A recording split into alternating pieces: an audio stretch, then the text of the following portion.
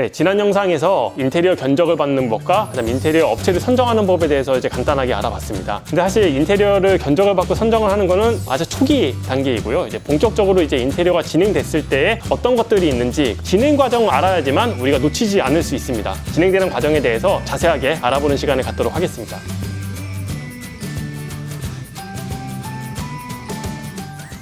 사장님, 인테리어가 이제 진행되는 데는 공정이 되게 많을 것 같아요. 그 과정에 대해서 간단하게 좀 설명해 주실 수 있으실까요? 공사 일정을 먼저 받게 되실 텐데 네. 어느 정도 일정은 알고 계시는 게 확실히 도움이 됩니다. 먼저 당연히 철거가 진행이 되겠죠. 근데 철거를 사실 하기 전에 사전 해야 할 작업들이 있습니다. 이제 확장을 계획하시는 분들이라면 이제 구청에 행위허가를 먼저 받아보시는 게 좋고요. 네. 행위허가를 받게 되면 나중에 혹시 모를 민원이 들어와도 다시 원상복구를 해야 되는 그런 최악의 상황까지는 모면할 수가 있거든요. 네. 그래서 확장이 굉장히 소음이 크기 때문에 먼저 그 행위허가를 미리 받아보시는 게 좋고요. 그리고 가장 좋은 꿀팁이라고 하면 관리사무소에 한번 전화를 해보시는 게 좋습니다. 그래서 우리 아파트에 배관이라든지 주의할 게 있습니까? 라고 물어보면 관리사무소에선 상세하게 아마 알려주실 겁니다. 공사 들어가기 전에 해야 될 배관 공사들이 있다면 미리 업체와 상의를 먼저 하시는 게 좋습니다. 공사 중간에 하게 되면 비용이 2배로 들어갈 수 있습니다. 그러면 공사를 하기 전에 가장 먼저 해야 될 것은 그 관리사무소에 먼저 이 현장이 어떤 상황인지를 갖다 파악하는 것이 가장 중요하다고 볼 수 있겠네요. 네, 맞습니다. 그다음에 이제 철거가 진행된다라고 보면 될까요? 네, 맞습니다. 네. 그 이후에는 어떻게 될까요? 이제 철거가 진행이 되고요. 물론 이제 안내문을 미리 부착하고 그리고 엘리베이터 보양도 하고요. 철거를 한 다음에 그다음 전기공사가 보통 진행이 됩니다. 네. 예, 전기공사, 배선공사를 하고 나면 이 인테리어의 꽃이라고 할 수 있는 이제 목공사가 진행이 되거든요. 목공공사를 하고 그다음에 타일 공사가 진행이 되고요. 그러고 나서 필름, 도배, 바닥, 페인트 공정이 조금씩은 바뀔 수 있지만 네. 뒷공정들이 이어지고 이제 마감 공사가 이제 진행된다고 보시면 됩니다. 뭔가 다 갖춰진 다음에 전기공사가 진행된다 생각을 했는데 그게 아니라 거의 철거된 다음에 바로 진행되는 게 전기공사다라고 보면 되겠는데 그 전기공사에는 구체적으로 어떤 게 진행이 되는 건가요? 네, 사실 요즘에는 가전 가구들이 워낙 종류도 다양해졌습니다. 가장 대표적으로 많이 하는 실수가 인덕션이 가장 전기를 많이 먹습니다. 네네. 이제 인덕션 전용 단독 배선을 미리 시설을 해 두셔야 나중에 요리를 하시면서 전기 차단기가 내려가는 그런 불상사가 안 생기거든요. 네네. 그렇기 때문에 미리 내가 가지고 있는 가전 가구가 어떤 것들이 있는지 어느 자리에 위치할지를 사전 미팅을 통해서 업체와 충분히 논의를 하셔서 어느 자리에 콘센트가 더 추가가 돼야 되는지 이 가전에 맞게 어디에 배선들이 가야 되는지 그런 것들을 미리 설계를 하는 게 중요하고 그렇기 때문에 전기가 먼저 공사가 진행됩니다. 그러면 사전에 이 전기공사를 하기 전면 그 디자인 미팅을 했을 때 어느 위치에 어떤 가구가 들어가고 어떤 가전이 들어가고 거기에 어떤 뭐 코드라든지 전기선이 필요하다라는 걸 사전에 협의를 해야지만 협의가 된 것을 반영해서 전기공사가 진행된다고 생각하면 될까요? 네, 맞습니다. 네. 어떤 레이아웃을 갖춘 도면을 미리 만들어 두고 사전 협의를 해서 침대 위치부터 해서 소가전, 냉장고 모든 위치를 잡고 나서 공사를 진행하셔야 문제가 안 생깁니다. 인테리어의 시작에서 가장 중요한 게 이제 디자인 미팅이라는 것도 한번 인지를 해야 되겠네요. 디자인 미팅 때 어떻게 하고 싶다, 어느 위치에 어떤 가전을 놓고 싶다, 그게 반영이 돼야 되는 거고 사실 소비자들은 사장님께서 설명을 해주셔더라도 잘 이해를 못하는 경우들이 있잖아요. 그거를 좀 이해도를 높이기 위해서 진행되는 것이 이런 사진이라고 보시면 될까요? 네, 맞습니다. 이 디자인 미팅이 굉장히 중요합니다. 1편에서도 말씀드렸듯이 공사비가 비교적 저렴한 업체들은 사실 이 디자인 미팅이 거의 생략되는 경우가 많습니다. 그래서 이 디자인 미팅은 이 인테리어가 전반적으로 어떻게 되는지 소비자분도 이해하실 수 있고 저희도 다시 한번 상기시킬 수 있고 마감 결과물도 생각했던 것과 같이 나오게 하는 역할을 하기 때문에 네. 굉장히 중요하다고 할 수 있습니다. 네. 여기 그림에서 보면 콘센트 위치라든지 이런 것들이 다 정해져 있어요. 그리고 위치 에어컨 놓는데 인덕션 놓는데 이런 데가 다 정해져 있는데 이거를 바탕으로 해서 전기공사가 진행된다라고 생각을 하면 되는 거 맞죠? 네, 맞습니다. 네. 알겠습니다. 그러면 이제 전기공사가 끝난 다음에 진행되는 게 어떤 공정이 있을까요? 네, 전기공사가 이제 끝나게 되면 인테리어의 꽃이라고 할 수 있는 이제 목공공사가 이제 진행이 되는데 지금 이 현장이 목공 작업이 한창 진행 중인 현장입니다. 목공이 왜 인테리어의 꽃이라고 볼 수가 있을까요?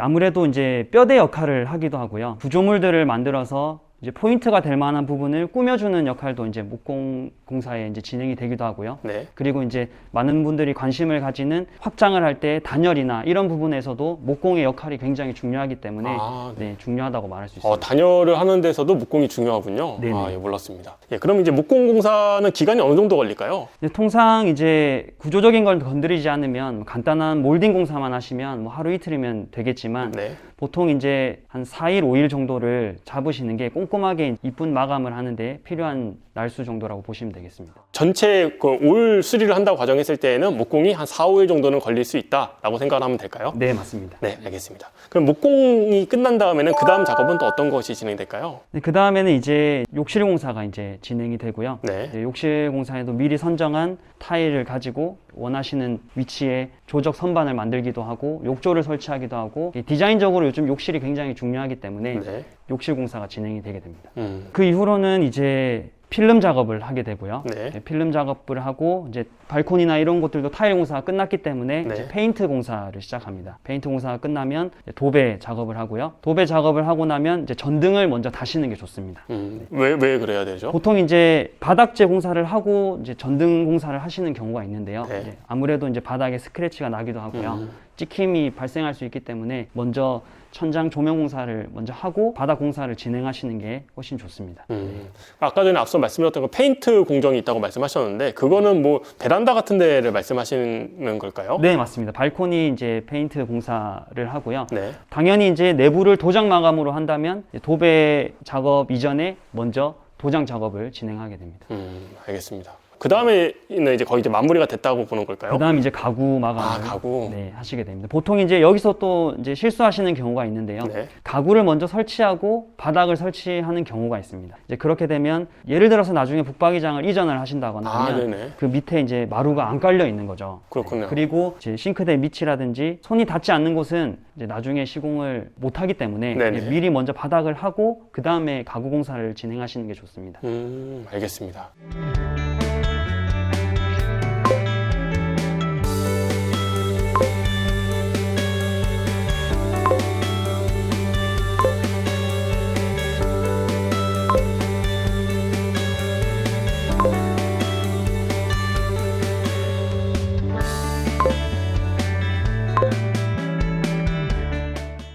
네, 그러면 이제 전반적으로 인테리어가 진행되는 공정에 대해서 알아봤는데 사실 이 해당 현장 같은 경우에도 이제 구축 아파트잖아요. 구축 아파트 인테리어 할 때 사장님께 가장 문의를 많이 하는 게 무엇이 있을까요? 가장 많이 문의를 주시는 게 확장에 대한 부분입니다. 이제 비교적 이제 공간이 좀 협소하다 보니까 네. 조금이라도 넓은 공간을 가지고 싶어 하시기 때문에 맞습니다. 확장을 문의하시는데 확장을 하면 춥다는 이 선입견들이 워낙 그쵸. 많습니다. 네. 그렇기 때문에 확장을 해도 될까요? 라는 질문을 굉장히 많이 하시고요. 네. 어떤 단열재로 어떻게 시공을 하는지 그걸 문의해 주시는 분들이 굉장히 많습니다. 사실 구축 아파트에서 확장은 거의 뭐 인테리어 하시는 분들한테는 필수로 진행을 해야 될 부분이라고 느껴지는데 그렇다면 이제 확장을 진행했을 때에 어떤 것들이 가장 중요한 포인트인지를 간단하게 좀 설명해 주셨으면 좋을 것 같습니다. 지금 이제 이곳을 기준으로 제가 설명 한번 드려보겠습니다. 이곳은 이제 북쪽 방입니다. 네. 이 북쪽 방 같은 경우에는 창이 굉장히 큰 창으로 기존에 되어 있었습니다. 네. 근데 이제 유념하셔야 될 것은 창은 줄면 줄수록 단열에 효과적입니다. 네. 그래서 가구 위치에 따라서 미리 가구를 붙박이장을 설치한다거나 한다면 네. 미리 그 위치들을 최대한 창을 좀 줄일 수 있다면 줄이시는 게 좋고요.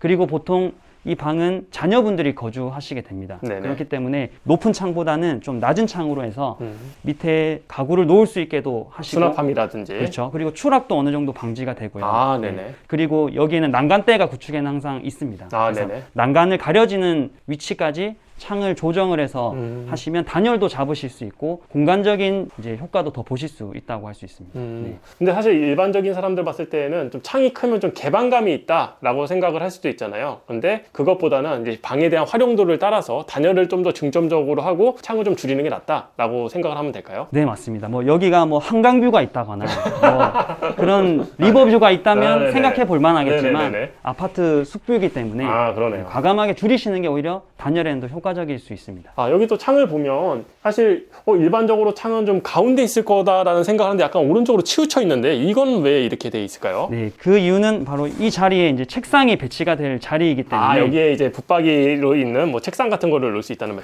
그렇습니다. 거죠? 이게 사전 미팅에서 미리 자리가 다 정해졌기 때문에 네네. 책상에 딱 놓이게 되면 창은 중간 기준으로 보이게 됩니다. 네. 그러면 지금 진행되어 있는 게 이제 목공 현장이기 때문에 그 전에 철거를 하고 확장까지 진행됐다라고 볼 수 있는 거죠? 네, 네, 맞습니다. 그러면 여기 확장을 하면서의 또 중요하게 짚고 넘어가야 될 부분이 뭐가 있을까요? 사실 여기는 확장이 한번 되어 있던 집이었습니다. 아, 네네. 그런데 이제 제가 여기 실측을 왔을 때 거주하고 있던 계신 분하고 대화를 했을 때 굉장히 추웠다고 이제 하셨습니다. 네네. 그래서 여기 의뢰하신 클라이언트 분에게도 이게 많이 추우니 아마 확장이 제대로 안 되어 있는 것 같다고 말씀을 드리고 재확장을 추천을 드렸습니다. 네. 그렇게 한 이유는 사실 바닥 시공할 때 단열을 신경을 안 쓰고 공사를 하는 업체들이 굉장히 많습니다.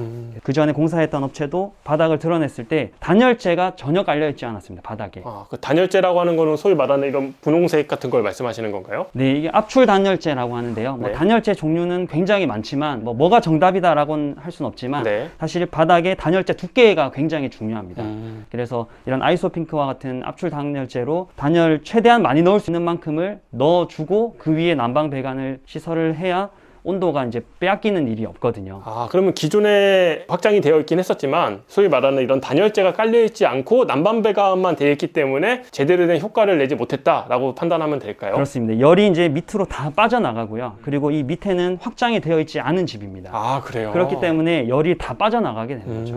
그리고 이제 굉장히 큰 실수를 한 게 하나 더 있는데요. 아무리 단열재를 잘 깔아도 배관이 순환이 잘 돼야 됩니다. 네네. 그래서 이 기존 방에서 확장부로 이제 끌고 오는 연결 부위가 굉장히 중요한데 네. 그 전 업체에서는 이 L자형 부속을 썼습니다. 네네. 이 조금만 이제 철거를 해도 부속을 써서 할 수 있기 때문에 네. 예전에는 이렇게 L자 부속을 쓰는 업체들이 굉장히 많았습니다. 네네. 근데 좀 더 넓게 철거를 해서 일자형 부속으로 나선형으로 연결을 해 주셔야 물 순환이 더 잘 된다고 보실 수 있습니다. 아무래도 그냥 꺾여 있는 것보다는 약간 유하게 하는 게 순환하는 데 더 도움이 될 거다라고 생각을 하기 때문에 그렇게 진행을 하시는 거죠? 그렇습니다. 그리고 바닥은 나중에 추후 또 다시 재공사하는 게 굉장히 어렵기 때문에 네. 보시는 분들도 바닥 확장을 할 때는 항상 업체와 충분히 협의를 하셔서 이런 부분들을 설명을 하고 나서 공사를 하시는 게 굉장히 꿀팁이라고 할 수 있습니다. 근데 사실 일반인들 같은 경우에는 현장에 와서도 봐도 제대로 파악을 할 수도 없을 거고 더군다나 이제 완성된 집을 봤을 때는 여기가 정말 단열이 잘 된 건지 안 되는 건지를 판단하기가 좀 어려울 것 같은데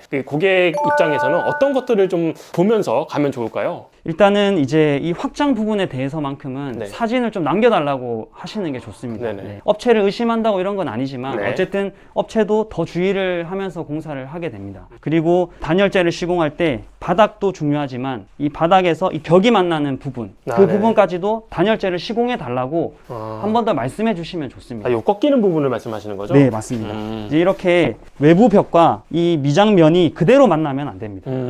이 열교 현상이 생기기 때문에 네네. 이 부분, 이 하박기라고 보통 표현을 하거든요. 네네. 이 하단부까지 먼저 아이소핑크나 압출 단열재를 붙이시고 그 다음에 바닥에도 단열재를 다 한 다음에 미장 타설을 하셔야 됩니다. 네. 단열 작업을 한 거에서 이렇게 뭐 좀 두께가 좀 다르죠. 색깔이 똑같다고 해서 비슷한 줄 알았는데 두께가 좀 다르더라고요. 네네. 이건 좀 두꺼운 것 같은데 이런 두꺼운 거를 이제 바닥에 넣었다고 생각을 하면 될까요? 이제 이 바닥은 사실 네. 평탄화가 되어 있지 않습니다. 철거를 이제 무조건 다 끝바닥까지 하고요. 네. 바닥이 이제 많이 기울어져 있습니다. 아, 네네. 그래서 어느 부분은 뭐 50T가 들어가기도 하고요. 어느 부분은 30T가 들어가기도 합니다. 근데 최대한 이 레벨에 맞는 선에서 두껍게 단열재를 넣으시는 게 중요하고요. 그리고 이제 벽체 부분에서도 압출 단열재를 이제 사용하시는데 이 부분이 가장 취약한 부분입니다. 이제 북쪽에서 바람을 가장 많이 네. 맞는 부분이고 이 샤시 속에 공간이 많기 때문에 쓸 수 있다면 100T 이상 쓰시는 게 좋고요. 네. 근데 그 환경이 안 된다면 50T, 30T 나눠서 최대한 넣을 수 있을 만큼 많이 넣으시는 게 중요하고 그리고 이제 이 부분이 중요합니다. 아, 단열재와 단열재가 만나는 그 부분을 말씀하시는 네, 거죠? 만나는 부분과 뒤 배면이 중요합니다. 이 배면에 단열 폼이 100% 충진이 되게끔 충분히 도포를 한 다음에 이렇게 흔들어서 부착을 하면 뜯었을 때 단열 폼이 이 아이소핑크 뒤에 100% 충진이 됩니다. 네. 그리고 가장 많이 하시는 실수가 이 부분을 그냥 바짝 붙이는 겁니다. 네네. 붙이면 이 부분에 바람이 통하기 때문에 그냥 아주 작은 부분에서 이제 황소 바람이 들어오거든요. 그래서 일부러 이렇게 단차를 주어서 일부러 주어서 네, 이렇게 단열폼을 다 충진을 하셔야 외부 바람이 내부로 이제 유입되는 일이 없고요. 근데 여기는 이제 30T를 썼습니다. 여기도 30T를 쓰고요. 네네. 왜냐하면 이제 여기에 과도하게 또 너무 많이 단열재를 넣으면 네. 방이 줄기 때문에 네네. 이 부분은 직접 외벽이 닿는 부분이라서 가장 두껍게 쓰고요. 네네. 여기에는 이 외벽과 마주치는데 이 단열 패시브 옆에서 60cm가 냉기가 들어온다고 네, 기록이 있습니다. 네네. 그렇기 때문에 다 하시면 좋고요. 네. 이렇게 일부분이라도 단열재를 꼭 시공을 하셔야 외벽과 외벽이 만나는 코너 부분 그쪽에 열교 현상이 줄 수 있습니다. 예. 사실 뭐 구축해서 인테리어 했을 때 확장했을 때 말씀하셨듯이 이게 뭔가 추울까봐 걱정이 되는 것도 있고 그 다음에 이런 얘기도 있더라고요. 확장한 부분에서 잘못된 시공을 했을 때는 곰팡이가 좀 많이 쓸 수 있다라고 얘기도 하는데 그게 바로 이런 틈 같은 데를 제대로 폼을 쏘지 않았을 때 그 자리에 곰팡이가 좀 필 수도 있다라고 봐도 될까요? 네, 맞습니다. 네. 알겠습니다.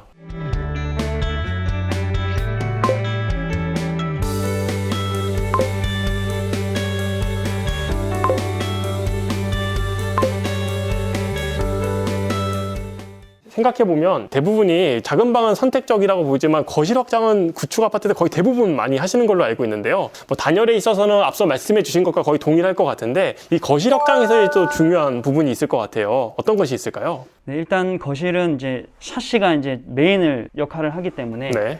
샤시 구성도 이제 중요하고요. 이 샤시 아래 부분도 중요합니다. 아래 부분까지 단열재가 충분히 들어가야 하고요. 네. 그리고 이제 이 샤시가 워낙 크고 무거운 하중을 가지고 있기 때문에 작업하기 전에 샤시 하부에 튼튼한 소재로 보강 작업을 해주셔야 이제 처지는 것도 방지가 되고요. 처진다면 이 샤시가 처지는 걸 말씀하시는 건가요? 네, 맞습니다. 샤시 레일이 처지기도 하거든요. 워낙 무겁기 때문에. 네네. 네. 그러면 여기도 말씀하신 대로 확장을 하면서 꺾이는 부분의 단열도 되게 중요하고 샤시가 워낙 크기 때문에 크다는 건 그만큼 무겁기 때문에 그걸 버텨줄 수 있는 보강 작업을 하는 게 중요하다라고 생각을 하면 되겠네요. 네, 맞습니다. 저는 사실 뭐 인테리어에 대해서 잘 모르기도 하지만 큰 샤시라고 해서 이제 보강 작업까지 하는지는 몰랐거든요. 소비자 입장에서는 이 부분을 요청을 한다면 반영이 되는 건가요? 아니면 저희가 뭐 어떻게 컨트롤할 수 있는 부분이 있을까요? 네, 만약에 이제 셀프 인테리어를 하시는 분들도 네. 샤시 시공기사분들에게 미리 이제 부탁을 드리면 각관을 미리 준비를 하시기도 하고요. 네네. 아니면 벽돌이나 이런 것들 좀 더 많이 넣어주시기도 하거든요. 네네. 네. 그럼 비용이 많이 올라갈까요? 그렇게 비용 차이는 안 들어갑니다. 네. 실제로 구축 아파트에서 계속 거주를 하고 계시는 분들 중에서 이제 알루미늄 샤시 같은 거를 사용하고 계시는 분들이 그냥 샤시만 좀 교체해가지고 거주를 하시려고 하는 분들도 계시잖아요. 그런 분들한테는 이게 하나의 또 노하우가 될 거라고 보여집니다. 네네, 맞습니다. 네.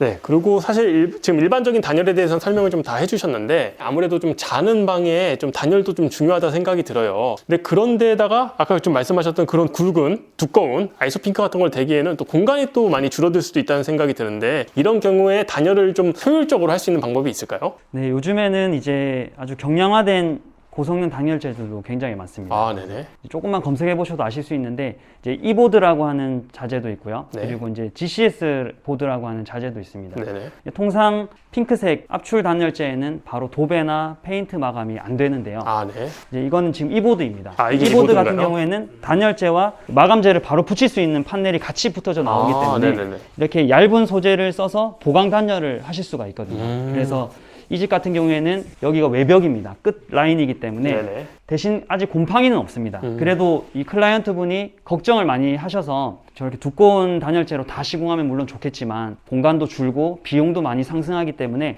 이렇게 뭐 이보드나 GCS 보드를 활용하셔서 보강 단열을 해주면 단열도가 굉장히 올라갑니다. 네. 아이소핑크보다는 효율이 떨어지는 거는 뭐 두께 때문에 어쩔 수 없을 것 같긴 하네요. 네네. 그래도 여러 가지 효율적인 측면에서 봤을 때는 이 이보드를 활용해가지고 단열을 하는 것이 좋다라고 말씀을 해주셨습니다. 맞습니까? 네, 맞습니다. 네, 알겠습니다.